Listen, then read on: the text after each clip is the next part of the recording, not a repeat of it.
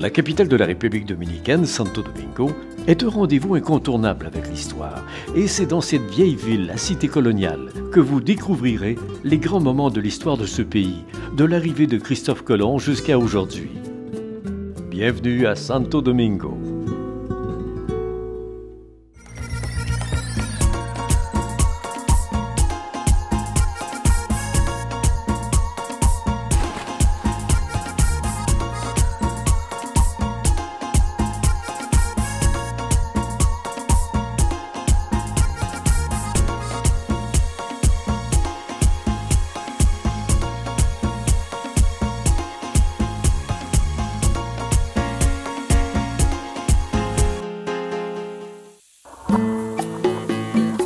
Je me nomme Jacobo Molina.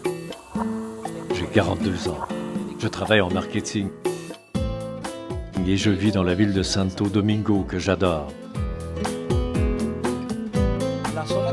Et sa zone coloniale que je vous présente est reconnue comme la première ville des Amériques. Pour nous, c'est le témoin de la richesse de notre histoire et aussi de notre culture.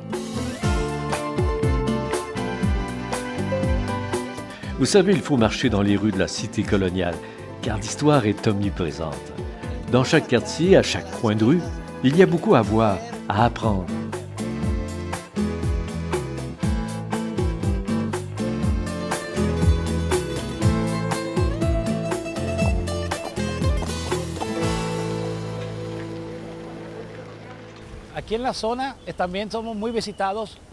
La partie coloniale est très fréquentée par les touristes étrangers qui viennent ici en croisière ou en avion pour découvrir les monuments que nous avons ici.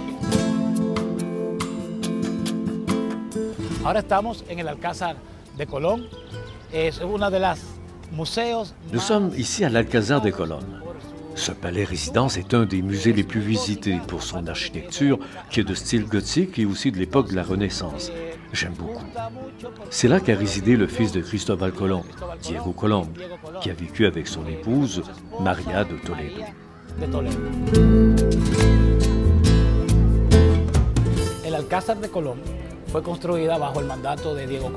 L'Alcázar de Colón fut construit sous le mandat de Diego Colón en 1511.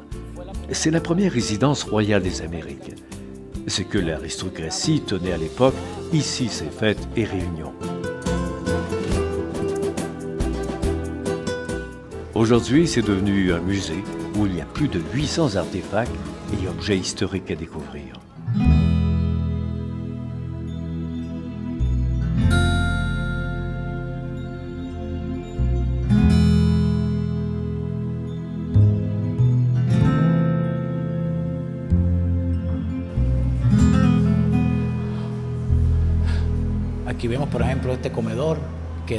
Ici, nous pouvons voir la table à manger, qui était fabriquée avec du bois de Caboa centenaria, c'est-à-dire un acajou typique de l'île. C'est un bois très dur et le plus résistant au monde. C'est pour cela que la table est bien conservée.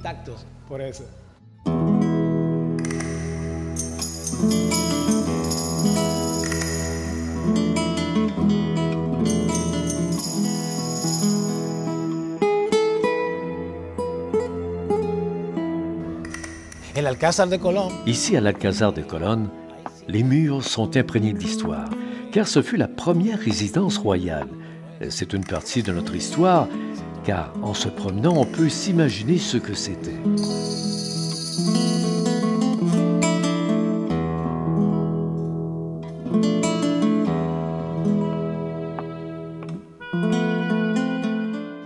J'aime aussi la vue que nous avons ici sur le balcon, la vue sur la place d'Espagne. Il y a aussi l'autre balcon qui donne sur la rivière Osama. C'est une autre vue spectaculaire.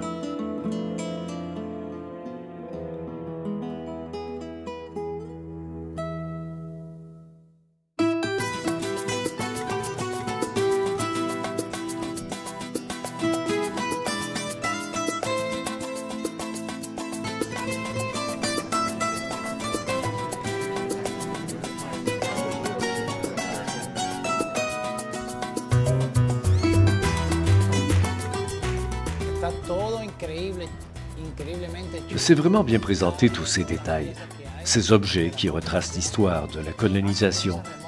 et qui nous replonge à cette époque. Par exemple, ce tableau de la reine Isabelle, c'est elle qui assuma les coûts des expéditions de Colomb. Et il y a des objets d'argent qui remontent à plus de 500 ans. L'atmosphère est vraiment bien recréée avec tous ces meubles et tableaux. On a l'impression de reculer dans le temps. Entonces uno como que regresa en el tiempo y se siente ahí.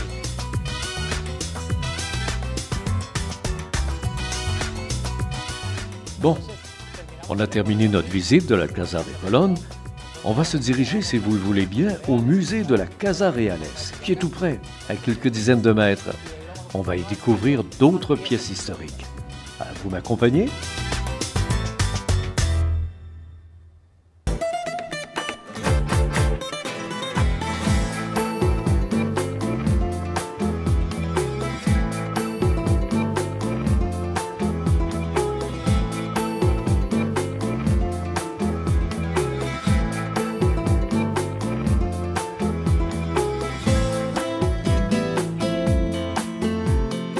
Este es el Museo de las Casas Reales.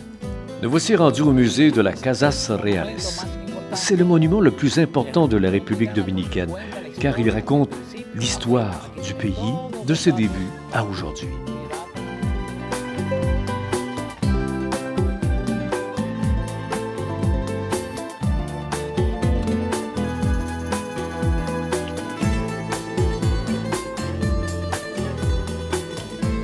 Tous les événements historiques de la conquête espagnole y sont d'ailleurs détaillés. Et il y a toujours des guides du musée pour vous raconter cette époque. D'ailleurs, c'est l'un d'eux que nous allons rencontrer. Oui, bonjour. Que pouvez-vous nous raconter sur le musée de Casa Reales? La Casa Reales était le palais du gouverneur, le palais pour tenir des audiences. Il a été construit entre 1502 et 1509 par l'un des premiers architectes et gouverneurs, Nicolas de Ovando. Il y avait dans ce même édifice une double fonction, soit comme palais du gouverneur pour l'audience royale et la cour de justice. C'est donc dire que dans le même édifice, il y avait deux palais. Plus tard, il va servir comme palais présidentiel pour le dictateur Trujillo entre 1937 et 1948. 11 ans plus tard, il ordonna la construction d'un palais présidentiel où il déménagea. C'est en 1966 que finalement on transforma cette résidence en musée de la Casa Reales, afin de parler de la conquête espagnole, de l'arrivée de Christophe Colomb et aussi de tout le processus de la colonisation du continent américain. On m'a dit que c'était le premier tribunal en Amérique. Oui, c'est le premier tribunal à s'établir sur le continent américain. Il fut érigé sous le règne d'Isabelle de Castille. C'est vraiment le premier tribunal à s'établir dans les Amériques. Je vous explique. À l'époque, quelqu'un qui commettait un délit en Jamaïque, à Cuba ou Porto Rico, devait venir ici pour que sa cause soit entendue. C'était le lieu central de la justice espagnole en Amérique. C'était la seule prison qui existait à cette époque, non? Exactement, car en plus d'être le palais du gouverneur, cet édifice servit aussi de cour de justice espagnole.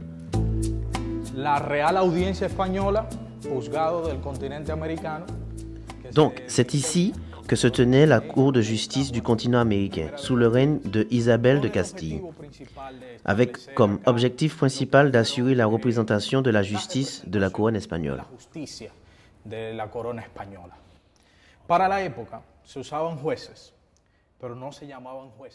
À l'époque, les juges portaient un autre nom, celui d'auditeur, et il y avait l'auditeur principal. À ses côtés, le poste secrétaire de l'audience, un poste important, car il devait écouter, tout noter, ce qui se disait, et ensuite signer et valider tout cela.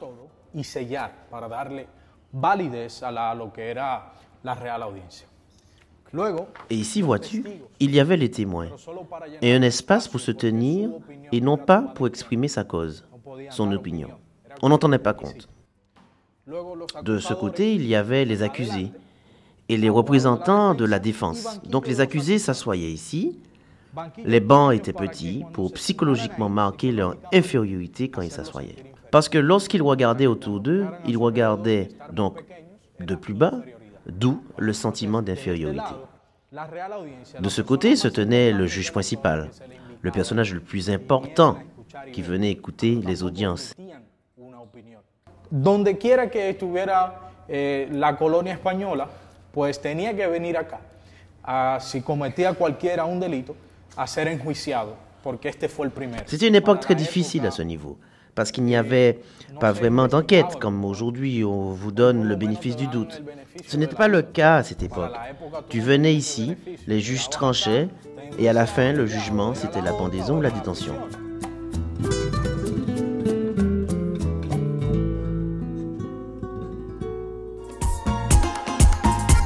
Participez au concours Venez chez moi et courez la chance de gagner un voyage d'une semaine tout inclus à Puerto Plata, grâce à la République dominicaine et à Transat.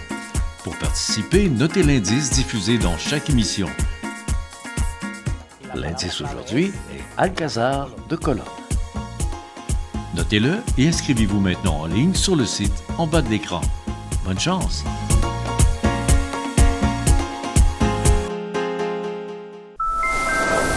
Aujourd'hui, on a découvert une plage secrète. Et là, maman m'a donné une crème glacée. Wow! J'adore ton histoire. Air Transat, ça sent les vacances.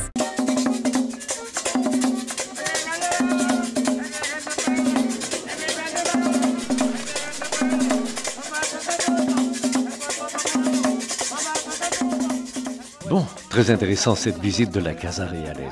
Je vous invite maintenant à découvrir un autre monument exceptionnel, la cathédrale de Santo Domingo. Et pour en parler, je vous laisse dans les mains d'un expert, l'historien Samuel Bissono.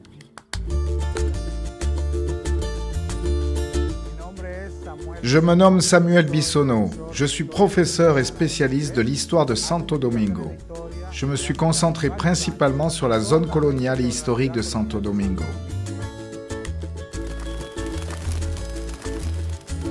La première et très belle cathédrale d'Amérique, la cathédrale de Santo Domingo, fut construite entre 1523 et 1540.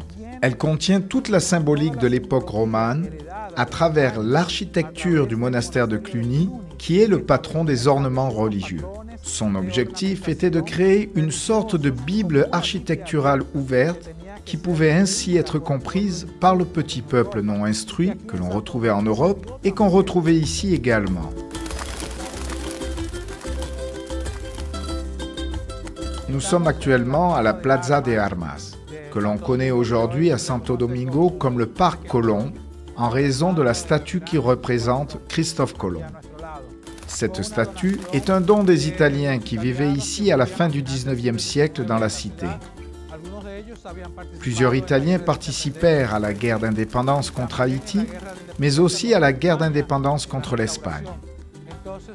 Pour le 400e anniversaire de la fondation de la ville, ils ont ramassé des fonds à Santo Domingo et dans le reste du pays pour construire cette statue qui fut fabriquée en Italie.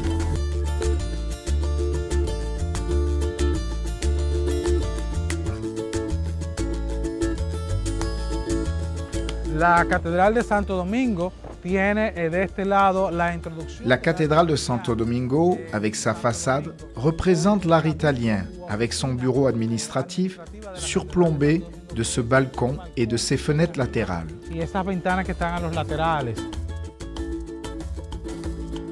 Aquí había una calle y también hacia allá. Ici, il y avait une rue. Et là-bas, durant les années 1863, il y avait un pilori qui servait à cette époque pour torturer ou tuer. C'était un endroit qui a donc servi de lieu d'assassinat.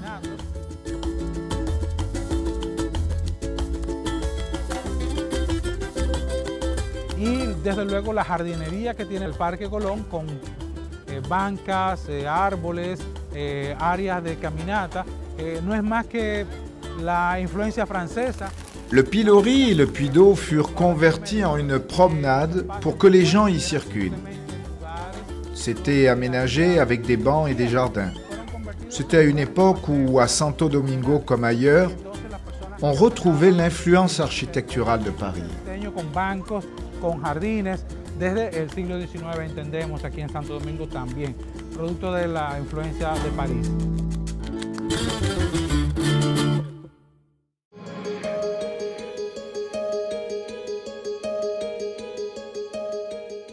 Esta es la Puerta del Perdón o Puerta Oeste de la Catedral de Santo Domingo.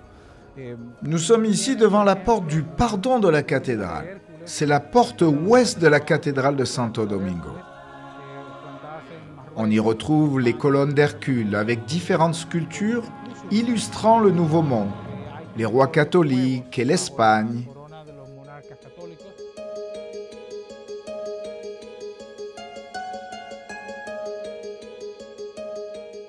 Y tenemos la torre del campanario de la Catedral de Santo Domingo. Ici, nous avons le tour du clocher de la cathédrale de Santo Domingo. Quand ils la construisirent, le plan original prévoyait que celle-ci devait être plus haute que la forteresse aux amas et dominerait la ville. On fit remarquer que cela pourrait inciter les pirates à venir piller la ville. Alors le roi décida que le clocher serait plus bas. La hauteur de la tour fut donc réduite à ce que vous voyez aujourd'hui de la cathédrale de Santo Domingo.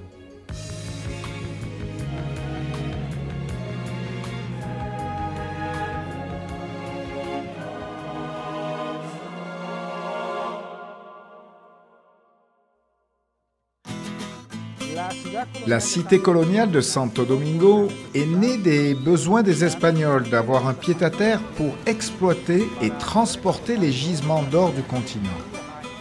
On a donc commencé à la construction de cette cité au XVe siècle, c'est-à-dire en 1498 par Bartolomé Colón, le frère de Christophe Colomb.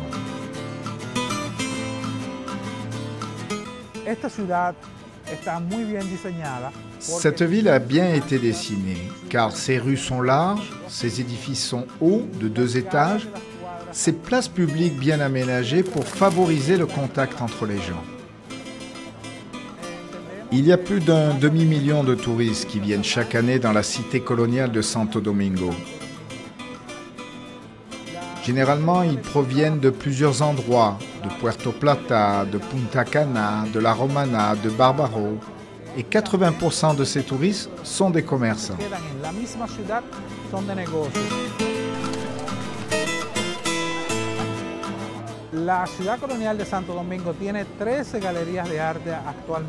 La ville coloniale de Santo Domingo comprend 13 galeries d'art, une école des beaux-arts et de nombreuses librairies.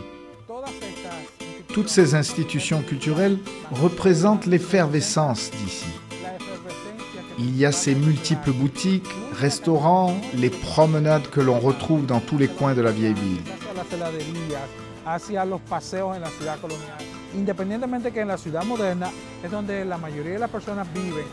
Tous les gens de la ville reconnaissent que c'est ici que l'on retrouve la plus grande concentration d'activités culturelles et d'attractions touristiques.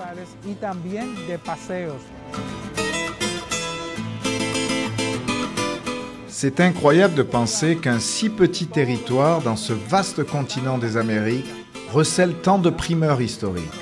La première université, le premier hôpital, la première école, le premier palais royal, la première librairie, la première forteresse aussi, même le premier mariage de nationalité mixte. Vous savez, en 1502, les indigènes étaient obligés de se marier avec les Espagnols.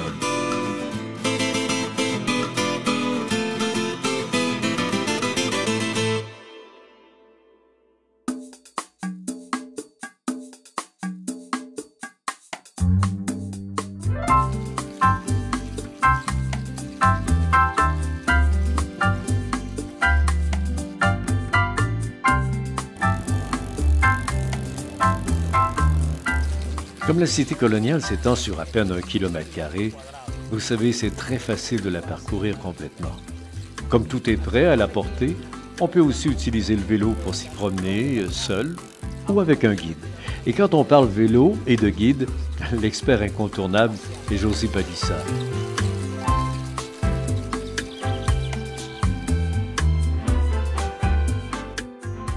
Je me nomme José Palissa. Je suis cofondateur de Zona Bixi.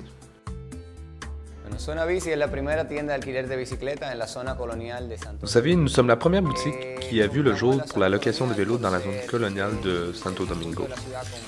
Nous nous sommes installés dans la zone coloniale afin de bien desservir ce haut lieu de tourisme historique et culturel. Vous savez, il y a tant à voir, d'autant plus que cet endroit est facile à circuler, les rues sont étroites, la vitesse de circulation est réduite.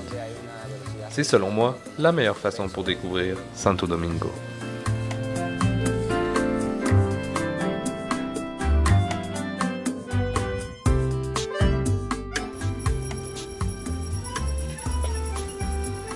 À présent, nous sommes à la place Bellini. La statue que nous observons est celle du père Bellini, un philanthrope qui fit beaucoup pour le peuple. Au niveau de l'école, il construisit le premier hôpital et un orphelinat. Cependant, ce qui est un peu ironique, c'est qu'on donna au père du peuple le plus petit emplacement pour souligner son œuvre, la place Bellini. Eh bien, aujourd'hui, sur cette place, on retrouve d'excellents restaurants. C'est la place à la mode où on retrouve la crème de la société dominicaine.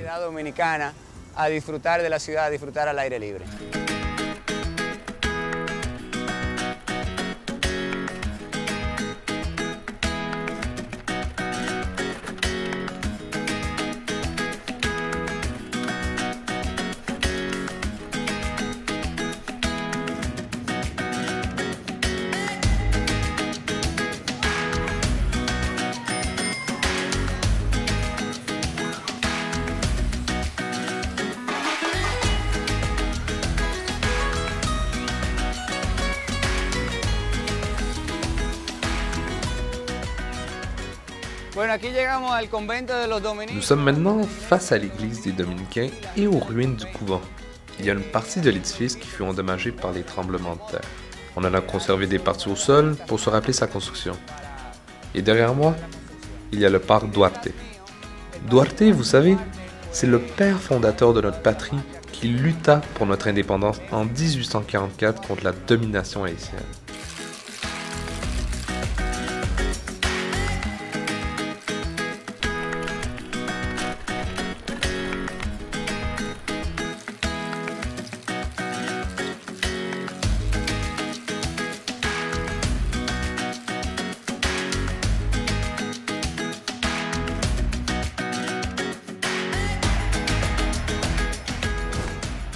Eh bien, présentement, nous sommes devant le buste de la poète Julia de Burgos. Ce parc est connu comme le parc des amoureux et des poètes. Il a pour nom le parc Pellerano Castro. Vous savez, Pellerano Castro est considéré comme le père de la poésie dominicaine. Eh bien, cette statue de Julia de Burgos fut érigée pour souligner sa lutte à travers sa poésie contre la dictature de Trujillo.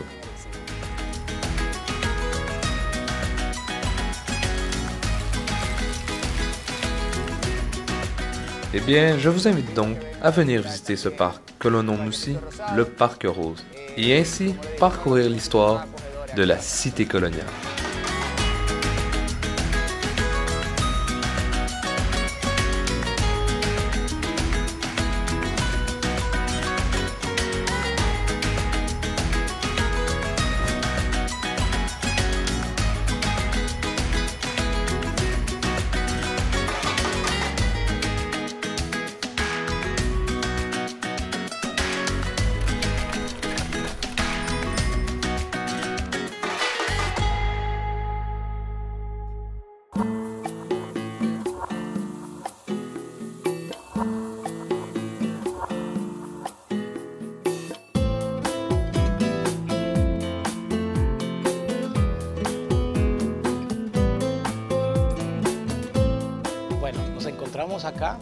Eh bien, nous sommes actuellement sur la rue Las Damas. C'est la première rue construite à Santo Domingo.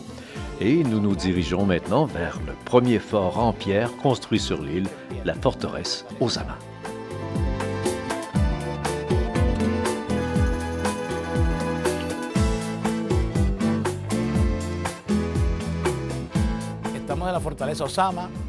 Nous sommes à la forteresse Ozama.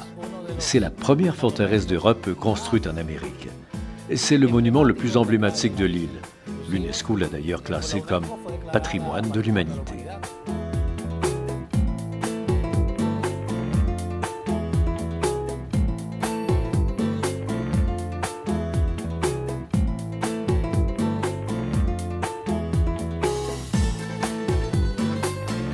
La Fortaleza Osama un tiempo albergaba familias de la colonia. Eran habitaciones. La forteresse Osama était au tout début un lieu de résidence. Puis, cela a servi aux militaires avant d'être converti en prison. C'est intéressant puisqu'on peut voir au premier plancher les cachots des prisonniers et à côté les anciens bâtiments pour la nourriture, la farine, mais aussi pour la poudre et les armes.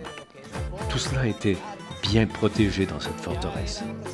Et quand nous montons au dernier étage, d'un côté, nous avons une superbe vue sur la rivière. Et nous pouvons voir également le lieu où les soldats se positionnaient pour tirer contre l'ennemi. Très intéressant à visiter. De l'autre côté, nous avons une vue panoramique de la cité coloniale et aussi d'une partie de la ville de Santo Domingo.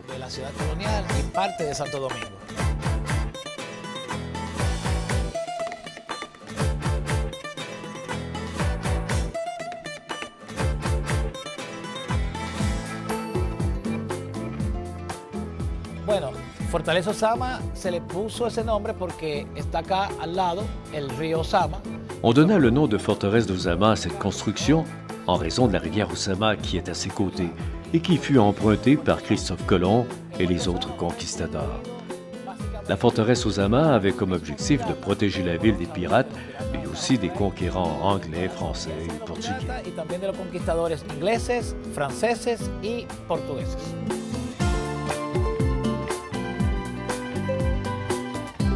A todo el mundo yo le exhortaría que viniera no solamente quizá a conocer lo que es la historia. Les gens qui décident de venir connaître notre histoire et notre culture doivent aussi en profiter pour découvrir notre camaraderie, notre joie de vivre et aussi notre folklore et notre musique.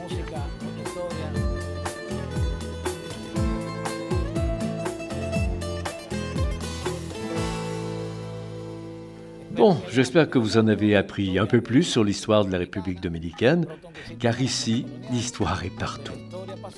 En espérant que cette visite vous a plu et que vous viendrez nous voir très prochainement.